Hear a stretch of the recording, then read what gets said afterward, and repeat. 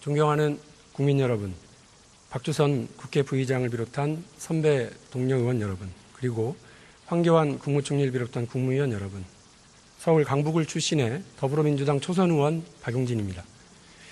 세상을 바꿔보겠다는 각오 하나로 지난 2000년 16대 총선에서 29살 나이로 첫 출마를 한 이래 16년 만에 국회의원이 되어서 이 자리에 서게 되니 막중한 책임감이 저를 짓눌러 옵니다.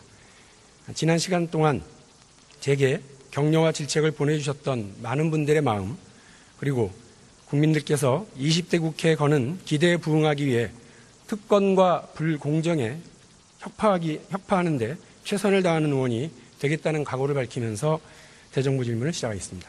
총리 나와 주십시오.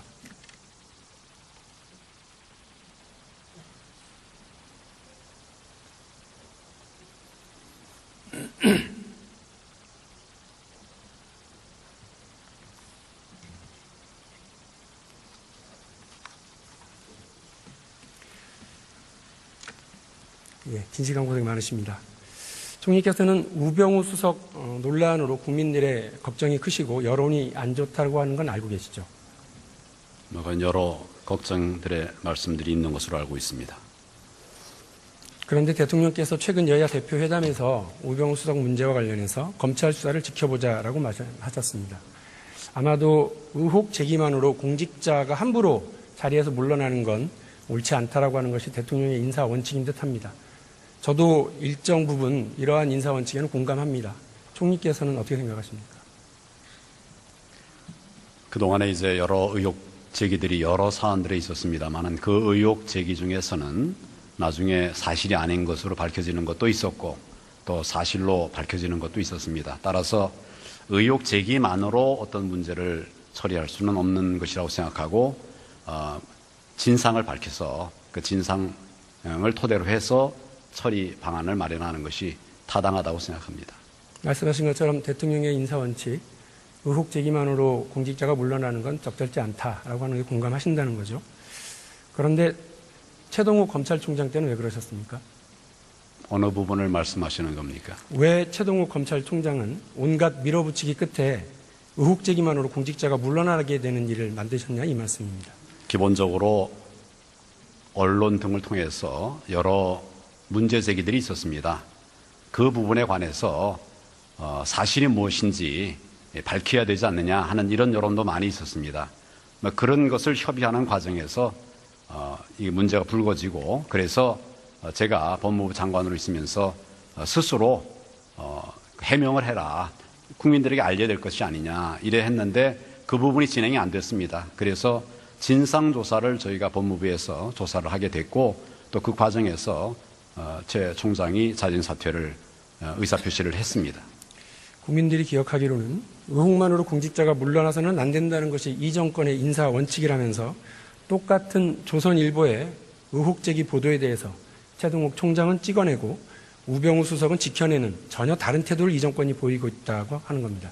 지금 말씀드린 것처럼. 말씀 잠깐만요. 결국 미운 털 인사는 찍어내고 이쁜 털 인사만 보호하는 게 박근혜 대통령과 황교안 총리 그리고 이 정권의 인사 원칙이 아닌지 저는 우려스럽게 묻고 있는 겁니다. 제가 하나하나 여쭤보겠습니다. 총리, 우병우 수석 관련한 의혹에 대해서 감찰 혹은 진상조사, 수사 등 어떤 부분을 지시하신 적이 있습니까? 지금 그 부분에 관해서는 고발이 된 것으로 알고 있습니다. 검찰이 수사하고 있는 것으로 알고 있습니다. 특별 수사팀을 만들어서 수사를 하고 있습니다. 잘 알고 있습니다. 검찰의 수사에 대해서는 법무부 장관 외에는 아무도 개입하고 의견을 얘기할 수가 없습니다. 저도 의견을 얘기하지 않았습니다. 결국 총리는 아무 일도 하지 않았다 이 말씀이시고요. 할 수 없는 일입니다. 우병우 수석을 만나서 의혹에 대해서 해명하라고 종용하신 적은 있습니까? 그 부분에 관해서 말씀드린 것처럼 특별수사팀이 만들어져서 진상을 확인하기 위한 수사를 하고 있습니다. 그렇기 때문에 확인하죠. 37일 만에 수사가 시작됐죠. 그렇기 때문에 그 부분에 관해서는 저도 얘기를 하는 것이 적절치 않습니다. 해서는 안 되는 일입니다. 혹시 대통령께 우병우 수석 관련한 민심을 보고하고 적절한 조치를 취해야 한다고 건의하는 등 대통령의 국정 운영을 보좌하는 역할, 총리의 역할이죠. 이 역할을 하신 적 있습니까? 지금 그 부분은 기본적으로 진실이 무엇이냐 이걸 밝히는 것이 중요하고 그것을 위한 특별 수사가 진행되고 있기 때문에 그 결과를 반영을 해서 처리를 어떻게 할 것인가를 판단하게 되리라고 생각합니다. 다른 사안을 같은 방법으로 묻겠습니다. 2013년 9월 6일 조선일보의 보도 이후에 일주일 만에 지금 진상조사라고 얘기하시는 감찰 지시를 하신 바가 있죠? 아까 제가 자세히 경위를 말씀드렸습니다. 있습니까? 그 부분에 관해서 진상을 진상 스스로 규명이든 감찰 지시든 하신 적은 있죠? 했습니다. 예. 진상 조사를 했습니다. 대한민국 정부 수립 이후에 법무부 장관이 검찰총장에 대한 감찰 지시 혹은 진상 규명 지시 한 바가 있습니까? 몇 차례나 있습니까? 제가 알기로는 과거에는 그런 일이 있었는지 모르겠습니다만은 근년에는 없었습니다. 그렇지만 그 사안 자체가 근년에 없었던 일입니다. 그렇기 때문에 그런 특별한 조치가 맞습니다. 조치가 된 것입니다. 대한민국 정부 수립하고 처음 있는 일이었습니다. 왜 이 전례 없는 일을 지시하셨습니까? 방금 말씀드렸다시피 유례가 없는 일이 있었기 때문에 그렇습니다. 의혹 제기가 보통 의혹 제기가 아니라 심각한 의혹 제기였기 때문에 그 부분에 관해서 사실이 뭐냐를 확인하기 위한 이런 진상조사를 지시했던 겁니다. 지금 벌어지고 있는 우병우 수석 관련한 논란은 전례가 있었습니까? 이 부분은 거듭 말씀드리다시피 진상조사의 차원이 아니라 수사를 하고 있습니다. 37일 만이죠. 저 화면 좀 띄워주십시오. 당시 전국 검사들에게 법무부 장관 황교안 장관께서 보내신 내용입니다. 저기를 보면 진상조사를 해야만 하는 이유에 대해서 이야기를 하셨습니다. 그리고 법무부 장관으로서 역할이라고 하는 것을 강조를 하고 계십니다. 구구절절 소신과 확신이 넘치고 있다. 저는 이렇게 보입니다. 그런데요, 이 이메일을 검찰총장을 민정수석으로 바꾸고 장관을 국무총리로 바꿔봅니다. 전혀 어색하지 않은 이메일이 됩니다. 국무총리께서는 법무부 장관도 해보셨고 현직 국무총리신데요. 법무부 장관과 국무총리 중에 어떤 것이 더 역할과 책임과 권한이 더 크다고 생각하십니까? 다 중요합니다. 그리고 다 하는 어떤 일이 것이 더 다르기 크냐고 때문에 여쭤봤습니다. 그런 중요하지 부분은, 않다고 얘기하진 않았고. 그런 부분은 크고 작은 것으로 이렇게 구분할 수 있는 것이 아닙니다. 아무래도 국무총리의 역할과 권한이 더 크겠죠. 대통령 권리시에 총리의 역할이 있으니까 그렇죠. 그렇습니다. 그런데 법무부 장관 때는 하셨던 이 적극적인 역할이 왜 국무총리 때는 없을까가 제가 궁금한 지점입니다. 전례 없는 감찰의 지시를 하셨던 것처럼 지금의 이 상황도 전례 없는 상황입니다. 그런데 수사가 들어가기 37일 동안 총리는 아무것도 하지 않으셨습니다. 혹시 우병우 수석 논란을 가벼운 사건으로 보고 계십니까? 의원님, 제가 그 당시 법무부 장관이었습니다. 네. 그리고 총장은 제가 지휘 감독하는 그런 기관이었습니다. 의혹이 제기되고 있습니다. 그렇기 때문에 제가 그 검찰총장에게 진상을 규명하는 것이 필요하겠다. 스스로 조사를 해서 내용을 국민들에게 알려드려라. 그렇게 해서 해결하는 것이 우리 좋겠다. 헌법에 국무총리는 이런 권유를 각 부처를 했었습니다. 총괄하는 걸로 되어 있죠. 그런 건의를 했습니다. 그런 건의를 했는데, 그런 이야기를 했는데, 그게 진행이 되지 않았습니다. 그리고 의혹은 자꾸 불거져 갔기 잘 알고 때문에, 있습니다. 그래서 제가 지휘하고 관할하는 이런 총장에게,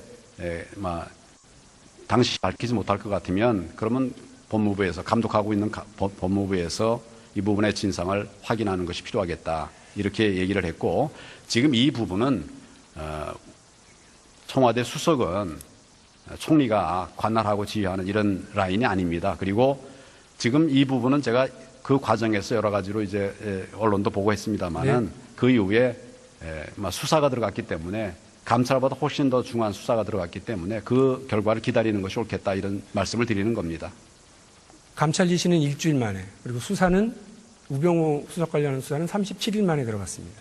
제가 너무나 관할하고 다른 있는 겁니다. 기관에 대한 총리의 역할이 진상 더 크고 권한은 더 강합니다. 그리고 우리 헌법에 총리가 각 부처를 통할하게 되어 있기 때문에 검찰로 하여금 혹은 법무부 장관으로 하여금 법무부 장관 황교안이 있었던 역할을 하시도록 했었어야 하는 것이 맞다고 저는 생각을 합니다. 그 부분 계속 질문하겠습니다. 설명을 드렸습니다. 2013년 9월 8일 최동욱 당시 총장을 만나신 적 있습니까? 9월 8일이요? 네. 제가 만난 기억이 없습니다. 아닙니다. 2013년 10월 1일 이곳 본회의장에서 민주당의 박범계 의원이 대정부 질의를 통해서 물었을 때 9월 8일 날 만났고 스스로 그 의혹을 벗어나야 한다라고 발언하셨습니다. 그렇게 조명을 제 했다고 기억은 발언하셨습니다. 말한 것이 아니고 제가 전화로 상의를 했었습니다. 제 기억은 그렇습니다. 저는 국회, 어저께 예, 국회 본회의장에 국회 본회의 회의록을 다 읽어봤습니다. 나중에 제가 가서 만났다고 확인해 얘기를 보십시오. 했습니까? 예, 그렇게 되어 있는 걸로 되어 있습니다. 그건 제 기억하고 확인 다시 반합니다. 하십시오. 예. 어쨌든 이틀 만에 최동욱 검찰총장에게 만났든 전화로든 스스로 의혹을 밝히라라고 얘기하셨습니다. 맞죠? 여러 논의가 있었기 때문에 하나 더 물어보겠습니다. 그 부분에 관해서 제가 확인을 우병우 한 수석을 겁니다. 개인적으로 아십니까? 압니다. 혹시 그 선후배로 치면 누가 선배십니까? 제가 선배입니다. 비록 청와대 인사이기는 합니다만 공적으로는 국무총리로서 또 개인적으로는 선배로서 최동욱 총장에게 했듯이 스스로 그 의혹을 벗어나야 한다라고 강하게 이야기하신 적은 있으십니까? 제가 공적으로 지휘하는 이런 법무부 장관과 총장 관계, 그리고 총리와 대통령께서 지휘하시는 그런 수석과의 관계는 전혀 다른 겁니다. 대처도 다를 수밖에 없는 겁니다.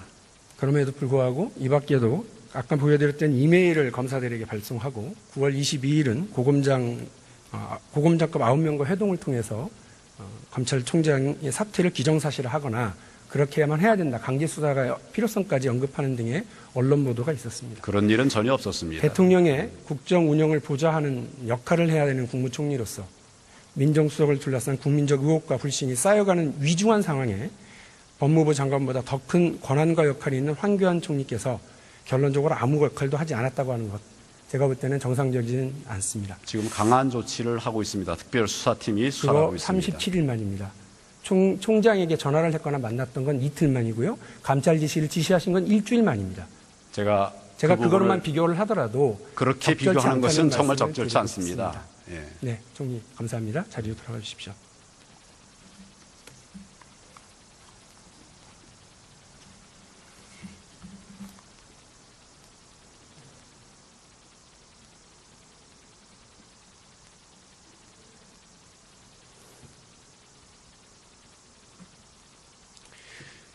앞서 보셨던 것처럼 우병우 수석 앞에 선 국무총리 황교안의 인사 원칙은 최동욱 검찰총장 앞에 섰었던 법무장관 황교안과는 많이 다릅니다. 그 역할과 권한이 더욱 커졌음에도 불구하고 황교안 총리께서는 눈에 띄는 어떤 역할도 하지 않았습니다. 최동욱 사태에 일주일 만에 감찰 지시를 했던 황교안 총리는 우병우 수석 사태 2달 동안 침묵으로 사태 혼란을 방치하고 있습니다. 똑같은 조선일보의 의혹 보도, 똑같은 사정기관의 수장에 대한 국민적 의혹이지만 이 정권의 태도는 다릅니다. 박근혜 대통령의 태도 역시 달랐습니다. 최동욱 관련 조선일보 보도 10일 뒤에 당시 김한길 민주당 대표와의 회담에서 증폭되는 의혹을 그냥 놔둘 수 없다. 법무부 장관의 감찰 지시는 맞다. 진상규명을 해야 한다라고 이야기를 하셨지만 우병우 수석과 관련해서는 검찰 수사를 지켜보자는 말로 우병우 수석을 두둔하고만 하십니다. 다시 말해 이 정권의 인사 원칙은 의혹만으로 공직자가 물러나서는 안 된다가 아니라 최동욱이라는 미운 털은 뽑아내고 우병우라는 예쁜 털은 지켜내는 엿장수 인사 원칙의 다름 아닌 것입니다.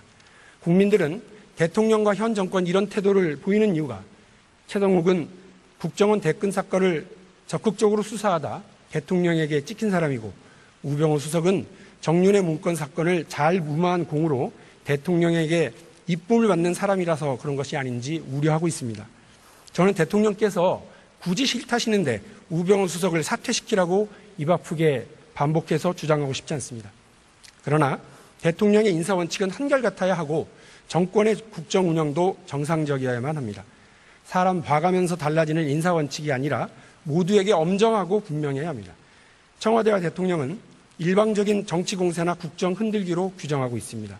또 일부 언론 등 부패 기득권 세력과 좌파 세력의 흔들기라고 말합니다. 지금 흔들리고 계십니까? 지금 대통령과 정권이 흔들리고 있다면 그것은 누가 흔들어서가 아닙니다. 바로 흔들리는 이 정권의 인사 원칙이 이 정부가 흔들리는 진짜 이유입니다. 대통령과 총리의 맹성을 촉구합니다. 국민안전장관 나와 주십시오.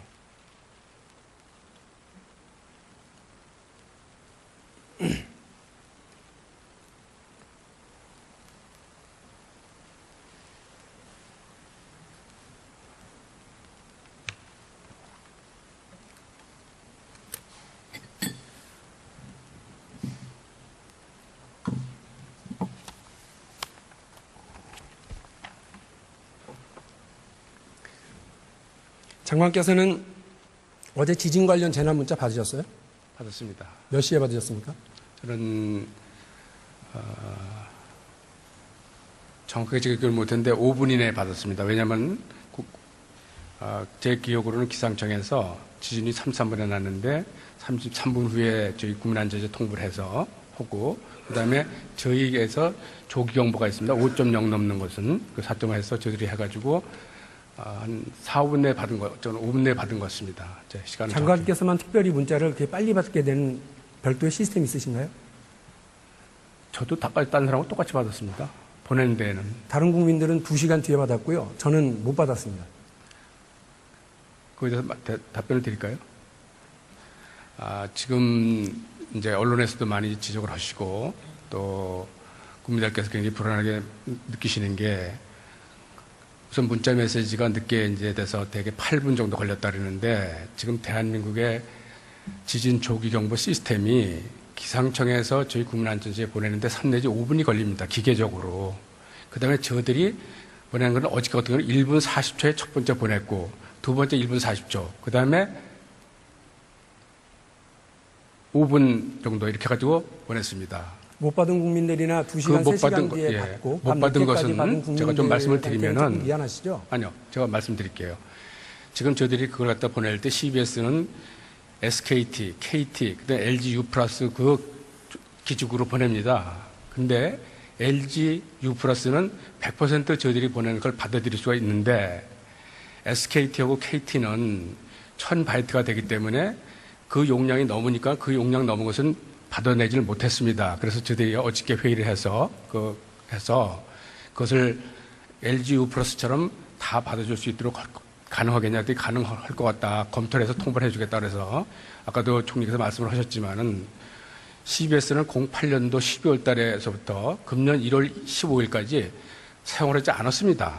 근데 금년 4월 달에 구마모토 지진이 나고 나서 저희 나라에서도 한 4천여 건에, 한 3,900한 건에 그 유감 신고가 있었습니다. 그래서 5월 달에 이 지진에 대한 방제 대책을 세울 때 우리도 CBS를 활용을 해야 되겠다 해가지고 시작을 한 것입니다. 그래서 지금 많은 문제점이 있는 것으로 알고 개선을 하겠습니다. 개선해 주십시오. 지금 그렇게 긴 설명 듣는 사이에 국민들이 더 화가 많이 났을 것 같아요. 저도 상당히 마음이 어렵습니다. 그래도 장관님은 5분 만에 받으셨잖아요. 못 받는 국민들이 얼마나 많은데요. 저는 사실은요, 언론사 속보로 받았습니다. 그러니까 저는 많이 아쉽습니다. 장관께서는 혹시 국민안전처가 국민 스팸 짜증처, 국민 뒷북처, 이렇게 국민 조롱대상이라는 것은 알고 계시죠?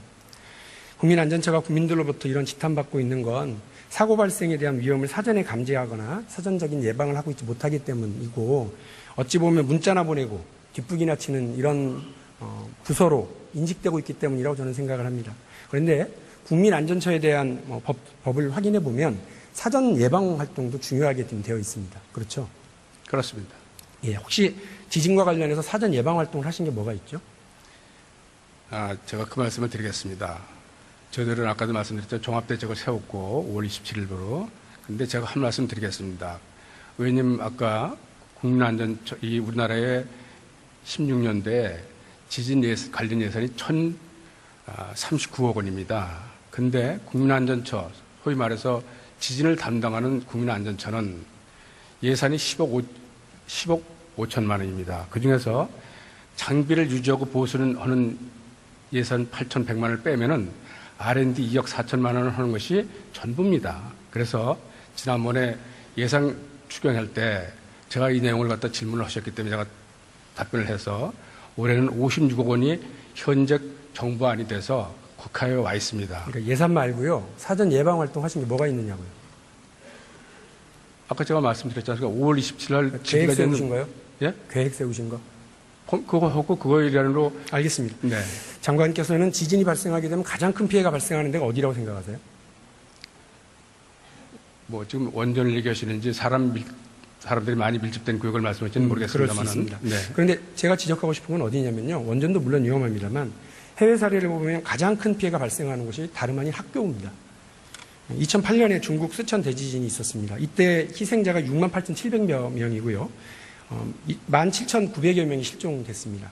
근데 여기에 어린 학생들 희생자 숫자가 무려 5,335명입니다. 이유가 뭐냐면 이른바 두부 건물이라고까지 이야기가 될 만큼 허약하게 지어진 허술한 건물 탓입니다. 벽돌로 지어진 건물들이 대부분이고 낡은 건물들이었는데요. 여기에서 아이들이 공부를 하다가 지진이 나서 건물이 붕괴해서 빠져나오지도 못하고 희생된 겁니다. 2005년 10월에 있었던 파키스탄 북부 대지진 7,000개의 학교 건물이 무너졌어요. 17,000여 명의 어린 학생들이 희생됐습니다. 이탈리아, 알제리, 모로코, 터키 지진 때도 학교 건물의 붕괴 사고가 있었습니다. 그럼 우리나라는 어떨까? 제가 알아봤습니다. 우리나라 초등학교 건물 대단히 심각한 수준이거든요. 저희 지역구인 서울 강북에 있는 초등학교만 하더라도요, 지은 지 50년에 육박하는 초등학교 건물이 3개가 있습니다. 제가 졸업한 화계초등학교가 1967년, 그리고 송천초등학교가 1966년, 미양초등학교가 1971년입니다. 화면을 보시면 더 심각한 상황입니다. 서울에 있는 전체 학교 건물 수가요, 6,967개인데 이 중에 40년 이상 된 건물이 713개로 전체 10%를 넘게 차지하고 있습니다. 제일 심각한 건 무려 14%나 차지하고 있는 이번에 지진이 발생한 경북 지역입니다. 장관께서는 이런 학교가요, 50년 가까이 된 학교, 벽돌로 지은 학교 건물이 지진에 안전할 수 있다고 생각하십니까? 예, 의원님 걱정에 대해서 저도 똑같이 공감을 하고 잘 아시겠지만은 우리나라의 공공건물에 대한 내진 지금 된 것은 40.93%입니다. 근데 특히 지금 말씀하시는 것은 학교는 22.62%밖에 안 됩니다. 그렇습니다. 그러나 원자력이나 공항 같은 데는 대개 95%가 넘는데, 그래서 제가 알고 있기로는 금년도에 교육부 예산이 이 지진 내진하는 게 한 600억 되는 것 같은데, 지금 정부 예산 내년도 예산은 1,000억 정도 된 것 같습니다. 그래서 교육부하고 잘 협조해서 우선순위를 정해서 빨리 내진이 되도록 그렇게 하겠습니다. 안전처 장관께서는 노후 건물 신축, 안전조치, 선제적 예방 계획을 수립하셔서 이런 끔찍한 일이 없었으면 하는 바람이고요.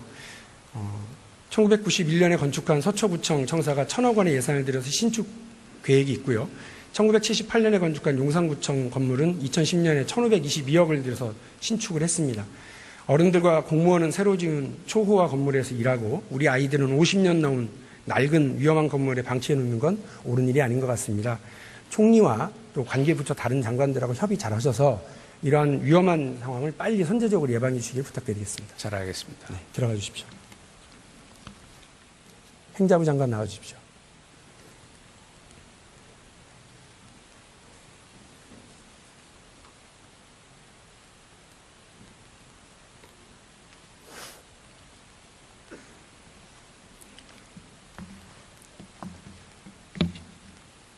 앞서 동료 의원이 총리에게 질문한 내용이긴 합니다만 중앙선거관리위원회가 정치관계법 개정 의견에서 현행 선거 연령을 19세에서 18세로 낮추자는 제안을 한 바가 있습니다.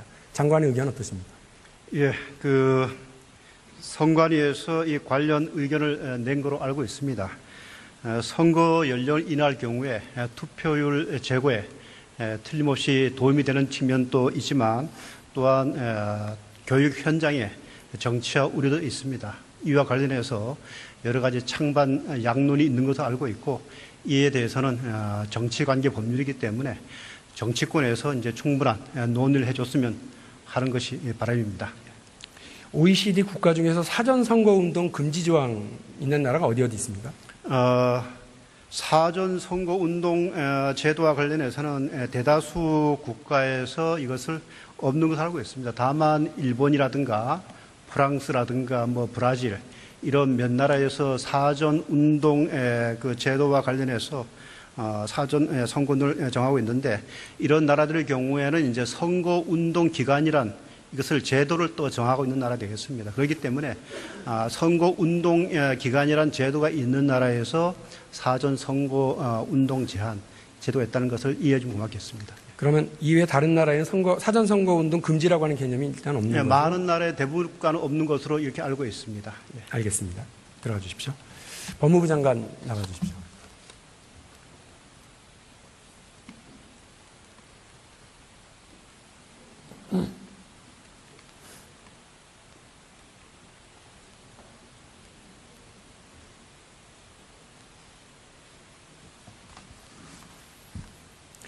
장관, 최근에 권선택 대전시장에 대한 대법원의 선고 판결 내용 혹시 알고 계십니까? 예. 어떤 내용이죠? 최근 대법원이 종전의 그 대법원 판례보다는 선거운동의 개념을 더욱 엄격히 해석하는 취지로 변경하는 판결을 선고를 했습니다. 그렇죠. 사전 선거 운동과 관련해서 대단히 전향적인 판결로 나왔습니다.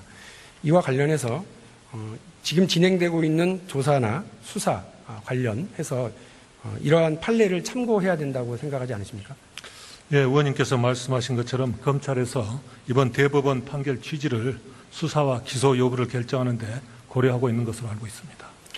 제가 이 말씀을 드리는 이유는 사실은 사전선거 운동이라고 하는 어찌 보면 불필요하고 광범위한 단속으로 인해서 선거 활동 및 정치 활동이 위축되고 있기 때문입니다. 사전선거 운동 조항은 범법자를 지나치게 양산하는 조항, 어찌 보면 돈은 묻고 입은 풀자고 했던 입법 취지에서 벗어나고 있다라고 하는 것이 저의 생각이기도 합니다. 장관 의견 어떠십니까? 예, 규제 대상이 되는 사전선거 운동의 범위를 엄격하게 해석할 경우에는 그 선거의 자유보장 측면에서는 긍정적인 측면이 있지만은 반면에 또 선거 분위기가 초반부터 혼탁되고 과열될 위험도 있습니다. 따라서 그 선거의 자유보장 측면과 불법 선거 방지가 조화될 수 있도록 입법 정책적으로 결정을 해야 될 것이라고 생각을 합니다. 예, 말씀 감사합니다. 자리로 돌아가십시오.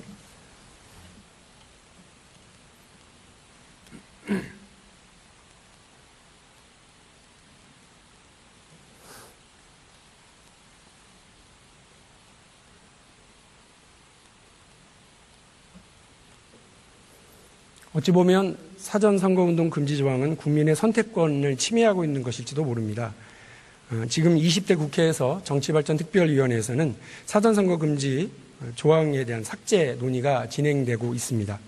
저는 정치 신인에게 기회를 주고 국민의 선택권을 넓히는 것이 맞다고 생각합니다.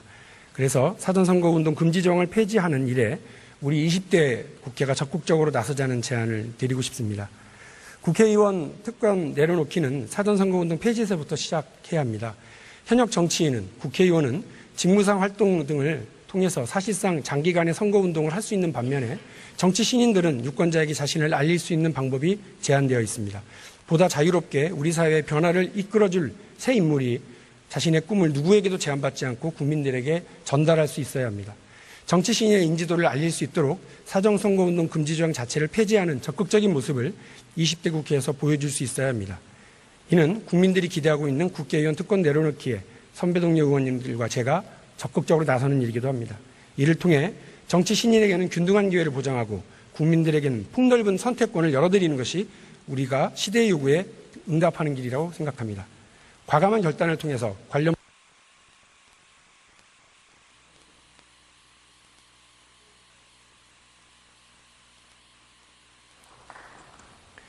박용진 의원 수고하셨습니다. 다음은 충남 천안갑 출신의 새누리당 박찬우 의원 나오셔서 질문해 주시기 바랍니다.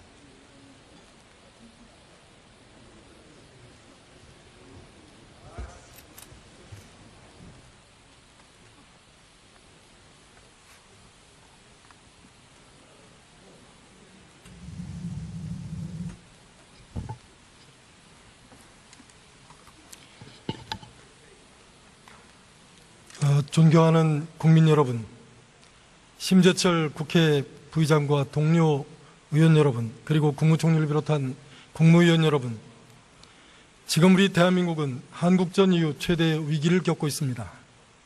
그런데 절체절명의 위기 앞에서 국회와 정부가 제 역할을 다하지 못하고 있습니다. 5차 핵실험으로 북한의 핵 위협이 코앞에 다가왔지만 사드 배치 하나 공로를 모으지 못하는 것이 오늘의 안타까운 현실입니다. 공당을 대표하는 정치 지도자들이 안보 위기에 초당적 대처를 하자는 대통령의 요청을 외면하기도 했습니다. 나라의 안위와 국민의 생명조차도 정쟁의 대상으로 삼는 정치권에 국민은 분노하고 있습니다.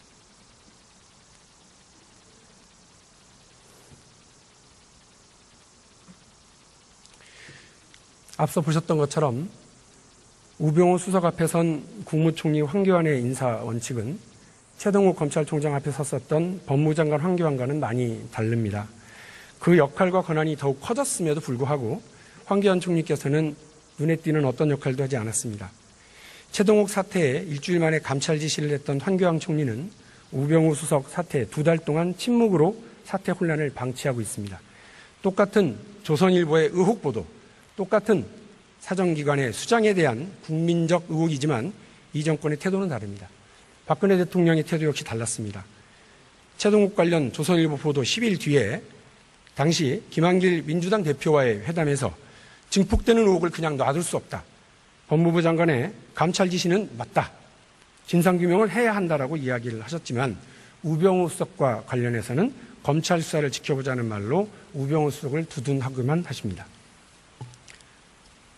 다시 말해 이 정권의 인사 원칙은 의혹만으로 공직자가 물러나서는 안 된다가 아니라 최동욱이라는 미운 털은 뽑아내고 우병우라는 예쁜 털은 지켜내는 엿장수 인사 원칙의 다름 아닌 것입니다.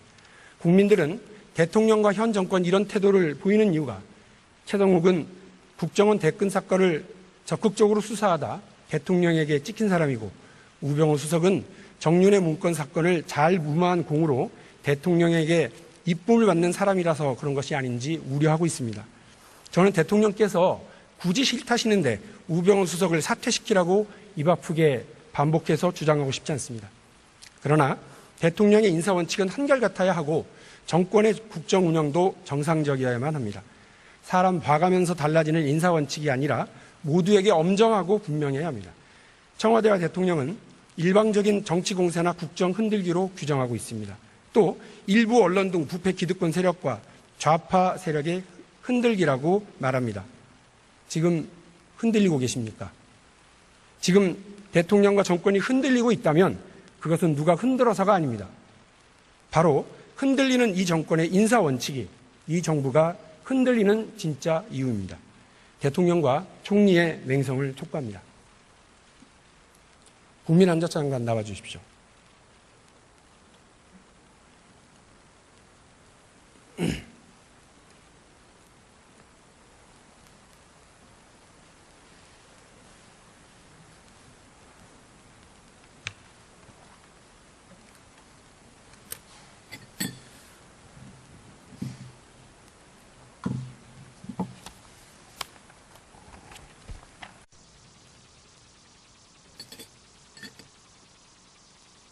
존경하는 국민 여러분, 박주선 국회 부의장을 비롯한 선배 동료 의원 여러분, 그리고 황교안 국무총리를 비롯한 국무위원 여러분, 서울 강북을 출신의 더불어민주당 초선 의원 박용진입니다.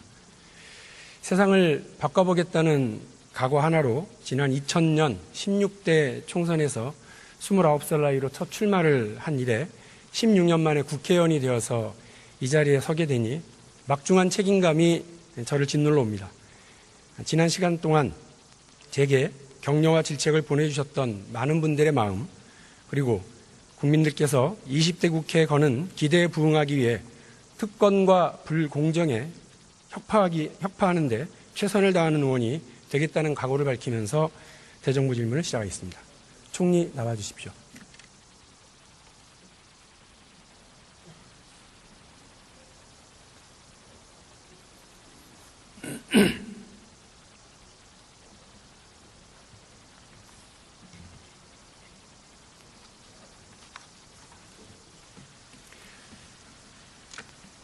예, 긴 시간 고생 많으십니다. 총리께서는 우병우 수석 논란으로 국민들의 걱정이 크시고 여론이 안 좋다고 하는 건 알고 계시죠? 여러 걱정들의 말씀들이 있는 것으로 알고 있습니다. 그런데 대통령께서 최근 여야 대표 회담에서 우병우 수석 문제와 관련해서 검찰 수사를 지켜보자라고 하셨습니다. 아마도 의혹 제기만으로 공직자가 함부로 자리에서 물러나는 건 옳지 않다라고 하는 것이 대통령의 인사 원칙인 듯합니다. 저도 일정 부분 이러한 인사 원칙에는 공감합니다. 총리께서는 어떻게 생각하십니까? 그동안에 이제 여러 의혹 제기들이 여러 사안들에 있었습니다만은 그 의혹 제기 중에서는 나중에 사실이 아닌 것으로 밝혀지는 것도 있었고 또 사실로 밝혀지는 것도 있었습니다. 따라서 의혹 제기만으로 어떤 문제를 처리할 수는 없는 것이라고 생각하고 진상을 밝혀서 그 진상을 토대로 해서 처리 방안을 마련하는 것이 타당하다고 생각합니다. 말씀하신 것처럼 대통령의 인사원칙, 의혹 제기만으로 공직자가 물러나는 건 적절치 않다라고 하는 게 공감하신다는 거죠. 그런데 최동욱 검찰총장 때는 왜 그러셨습니까? 어느 부분을 말씀하시는 겁니까? 왜 최동욱 검찰총장은 온갖 밀어붙이기 끝에 의혹 제기만으로 공직자가 물러나게 되는 일을 만드셨냐 이 말씀입니다. 기본적으로 언론 등을 통해서 여러 문제 제기들이 있었습니다. 그 부분에 관해서 사실이 무엇인지 밝혀야 되지 않느냐 하는 이런 여론도 많이 있었습니다. 그런 것을 협의하는 과정에서 이 문제가 불거지고 그래서 제가 법무부 장관으로 있으면서 스스로 큰 의혹 제기였기 때문에 그 부분에 관해서 사실이 뭐냐를 확인하기 위한 이런 진상조사를 지시했던 겁니다. 지금 벌어지고 있는 우병우 수석 관련한 논란은 전례가 있었습니까? 이 부분은 거듭 말씀드리다시피 진상조사의 차원이 아니라 수사를 하고 있습니다. 37일 만이죠. 저 화면 좀 띄워주십시오. 당시 전국 검사들에게 법무부 장관 황교안 장관께서 보내신 내용입니다. 저기를 보면 진상조사를 해야만 하는 이유에 대해서 이야기를 하셨습니다. 그리고 법무부 장관으로서 역할이라고 하는 것을 강조를 하고 계십니다. 구구절절 소신과 확신이 넘치고 있다. 저는 이렇게 보입니다. 그런데요, 이 이메일을 검찰총장을 민정수석으로 바꾸고 장관을 국무총리로 바꿔봅니다. 전혀 어색하지 않은 이메일이 됩니다. 국무총리께서는 법무부 장관도 해보셨고 현직 국무총리신데요. 법무부 장관과 국무총리 중에 어떤 것이 더 역할과 책임과 권한이 더 크다고 생각하십니까? 다 중요합니다. 그리고 다 하는 어떤 일이 것이 더 다르기 크냐고 때문에 여쭤봤습니다. 그런 중요하지 부분은, 않다고 얘기하진 않았고. 그런 부분은 크고 작은 것으로 이렇게 구분할 수 있는 것이 아닙니다. 아무래도 국무총리의 역할과 권한이 더 크겠죠. 대통령 권위시에 총리의 역할이 있으니까 그렇죠? 그렇습니다. 그런데 법무부 장관 때는 하셨던 이 적극적인 역할이 왜 국무총리 때는 없을까가 제가 궁금한 지점입니다. 전례 없는 감찰의 지시를 하셨던 것처럼 지금의 이 상황도 전례 없는 상황입니다. 그런데 수사가 들어가기 37일 동안 총리는 아무것도 하지 않으셨습니다. 혹시 우병우 수석 논란을 가벼운 사건으로 보고 계십니까? 의원님, 제가 그 당시 법무부 장관이었습니다. 네. 그리고 총장은 제가 지휘 감독하는 그런 기관이었습니다. 의혹이 제기되고 있습니다. 그렇기 때문에 제가 그 검찰총장에게 진상을 규명하는 것이 필요하겠다. 스스로 조사를 해서 내용을 국민들에게 알려드려라. 그렇게 해서 해결하는 것이 우리 좋겠다. 헌법에 국무총리는 이런 권위를 각 부처를 했었습니다. 총괄하는 걸로 되어 있죠. 그런 권위를 했습니다. 그런 권위를 했는데, 그런 이야기를 했는데, 그게 진행이 되지 않았습니다. 그리고 의혹은 자꾸 불거져 갔기 잘 알고 때문에, 있습니다. 그래서 제가 지휘하고 관할하는 이런 총장에게, 당시 밝히지 못할 것 같으면, 그러면 법무부에서, 감독하고 있는 법무부에서 이 부분의 진상을 확인하는 것이 필요하겠다. 이렇게 얘기를 했고, 지금 이 부분은 청와대 수석은 총리가 관할하고 지휘하는 이런 라인이 아닙니다. 그리고 지금 이 부분은 제가 그 과정에서 여러 가지로 이제 언론도 보고했습니다만은 네. 그 이후에 수사가 들어갔기 때문에 감찰보다 훨씬 더 중요한 수사가 들어갔기 때문에 그 결과를 기다리는 것이 옳겠다 이런 말씀을 드리는 겁니다. 해명을 해라. 국민들에게 알려야 될 것이 아니냐 이래 했는데 그 부분이 진행이 안 됐습니다. 그래서 진상조사를 저희가 법무부에서 조사를 하게 됐고 또 그 과정에서 제 총장이 자진 사퇴를 의사표시를 했습니다. 국민들이 기억하기로는 의혹만으로 공직자가 물러나서는 안 된다는 것이 이 정권의 인사 원칙이라면서 똑같은 조선일보의 의혹 제기 보도에 대해서 최동욱 총장은 찍어내고 우병우 수석은 지켜내는 전혀 다른 태도를 이 정권이 보이고 있다고 하는 겁니다. 지금 말씀드린 것처럼 말씀 잠깐만요. 결국 미운 털 인사는 찍어내고 이쁜 털 인사만 보호하는 게 박근혜 대통령과 황교안 총리 그리고 이 정권의 인사 원칙이 아닌지 저는 우려스럽게 묻고 있는 겁니다. 제가 하나하나 여쭤보겠습니다. 총리, 우병우 수석 관련한 의혹에 대해서 감찰 혹은 진상조사, 수사 등 어떤 부분을 지시하신 적이 있습니까? 지금 그 부분에 관해서는 고발이 된 것으로 알고 있습니다. 검찰이 수사하고 있는 것으로 알고 있습니다. 특별 수사팀을 만들어서 잘 알고 있습니다. 수사를 하고 있습니다. 잘 알고 있습니다. 검찰의 수사에 대해서는 법무부 장관 외에는 아무도 개입하고 의견을 얘기할 수가 없습니다. 저도 의견을 얘기하지 않았습니다. 결국 총리는 아무 일도 하지 않았다 이 말씀이시고요. 할 수 없는 총리, 얘기입니다. 우병우 수석을 만나서 의혹에 대해서 해명하라고 종용하신 적은 있습니까? 그 부분에 관해서 말씀드린 것처럼 특별수사팀이 만들어져서 진상을 확인하기 위한 수사를 하고 있습니다.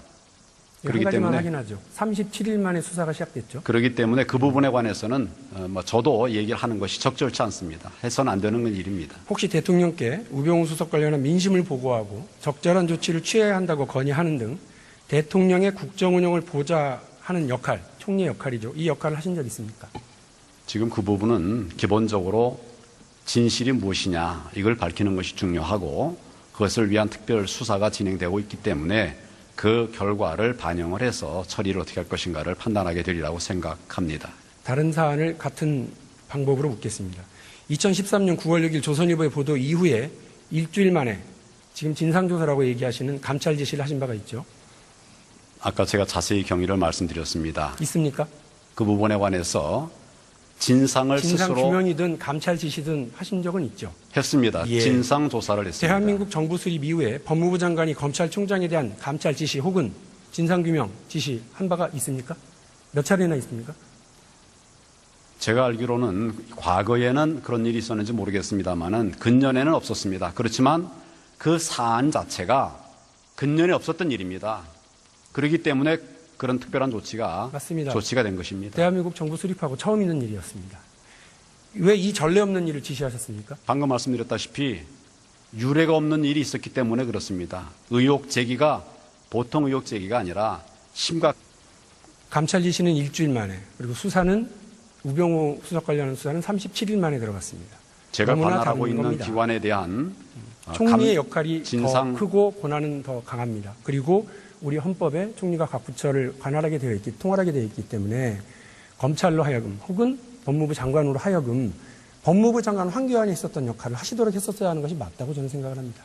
그 부분 계속 질문하겠습니다. 설명을 드렸습니다. 2013년 9월 8일 최동욱 당시 총장을 만나신 적 있습니까? 9월 8일이요? 네. 제가 만난 기억이 없습니다. 아닙니다.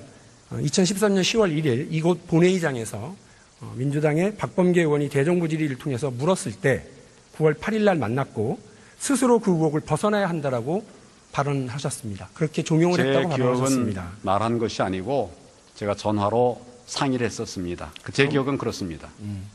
저는 어저께 국회 국회 본회의장에 국회 본회의 회의록을 다 읽어봤습니다. 나중에 제가 가서 만났다고 확인해 얘기를 보십시오. 했습니까? 예, 그렇게 되어 있는 걸로 되어 있습니다. 그건 제 기억하고 확인 반합니다. 하십시오. 예. 어쨌든 이틀 만에 최동욱 검찰총장에게 만났든 전화로든 스스로 의혹을 밝히라라고 얘기하셨습니다. 맞죠? 여러 논의가 있었기 때문에 하나 더 물어보겠습니다. 그 부분에 관해서 제가 확인을 우병우 한 수석을 겁니다. 개인적으로 아십니까? 압니다. 혹시 그 선후배로 치면 누가 선배십니까? 제가 선배입니다. 비록 청와대 인사이기는 합니다만 공적으로는 국무총리로서 또 개인적으로는 선배로서 최동욱 총장이 했듯이 스스로 그 의혹을 벗어나야 한다라고 강하게 이야기하신 적은 있으십니까? 제가 공적으로 지휘하는 이런 법무부 장관과 총장 관계 그리고 총리와 대통령께서 지휘하시는 그런 수석과의 관계는 전혀 다른 겁니다. 대처도 다를 수밖에 없는 겁니다. 그럼에도 불구하고 이 밖에도 아까 보여드렸던 이메일을 검사들에게 발송하고 9월 22일은 고검장급 9명과 회동을 통해서 검찰총장의 사퇴를 기정사실화하거나 그렇게야만 해야 된다. 강제 수사가 필요성까지 언급하는 등의 언론 보도가 있었습니다. 그런 일은 전혀 없었습니다. 대통령의 국정 운영을 보좌하는 역할을 해야 되는 국무총리로서 민정수석을 둘러싼 국민적 의혹과 불신이 쌓여가는 위중한 상황에 법무부 장관보다 더 큰 권한과 역할이 있는 황교안 총리께서 결론적으로 아무 역할도 하지 않았다고 하는 것, 제가 볼 때는 정상적이지는 않습니다. 지금 강한 조치를 하고 있습니다. 특별수사팀이 수사를 하고 그거 있습니다. 37일 만입니다. 총장에게 전화를 했거나 만났던 건 이틀 만이고요. 감찰 지시를 지시하신 건 일주일 만입니다. 제가 그거로만 비교를 하더라도 그렇게 적절치 비교하는 않다는 것은 정말 말씀을 적절치 드리고 않습니다. 있습니다. 예. 네, 총리 감사합니다. 자리로 돌아가 주십시오.